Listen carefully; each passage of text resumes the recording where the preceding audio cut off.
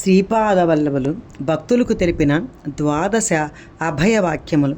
శ్రీపాదుల వారు దత్తదాసుని ఇంట పలికిన వచనములను శ్రద్ధగా ఆలకింపము. నా చరిత్ర పారాయణం చేయబడు ప్రతి చోట నేను సూక్ష్మరూపాన పొందును. మనోవాక్కాయ కర్మలచే నాకు అంకితమైన వాణిని నేను కంటికి రెప్పవలే కాపాడుచుండును.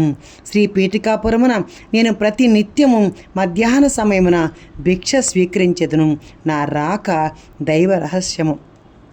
నన్ను సదా ధ్యానించు వారి కర్మలను అవి ఎన్ని జన్మాంతరముల నుండి ఉన్నవి అయినను వాటినన్నిటినీ భస్మీపటములో గావించెదను. అన్నమో రామచంద్ర అని అలమటించు వారికి అన్నము పెట్టినచో నేను ప్రసన్నుడనయ్యేదను. నేను శ్రీపాద శ్రీవల్లభుడును. నా భక్తులు ఇంట మహాలక్ష్మి తన సంపూర్ణ కళ్ళతో ప్రకాశించును. సుధా నీవు శుద్ధాంత కరుణాడవేని నా కటాక్షము సదా నీ అందు ఉండును. నీవు ఏ దేవతా స్వరూపమును ఆరాధించినను, ఏ సద్గురును ఆలంబనగా చేసుకున్నను నాకు సమ్మతమే.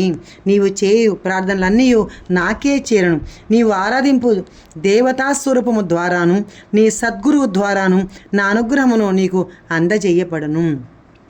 శ్రీపాద శ్రీవల్లభుడనిన పరిమితమైన ఈ నామ రూపమే మాత్రమే కాదు, సకల దేవతా స్వరూపములను సమస్త శక్తులను అంశములుగా కలిగిన నా విరాట్ స్వరూపమును అనుష్ఠానము ద్వారా మాత్రమే నీవు తెలుసుకొనగలవు. నాది యోగ సంపూర్ణ అవతారం. మహాయోగులు మహాసిద్ధ పురుషులు సదా నన్ను ధ్యానించెదరు. వారందరూ నా యొక్క అంశలే. నీవు నన్ను ఆలంబనంగా చేసుకున్న ఎడల నేను నీకు ధర్మ మార్గమును కర్మ మార్గమును బోధించెదను. నీవు పతితుడు కాకుండా నేను సదా కాపాడెదను. శ్రీపాద శ్రీవల్లభులకు జయము జయము. శ్రీ గురుదేవ దత్తకి జయమ.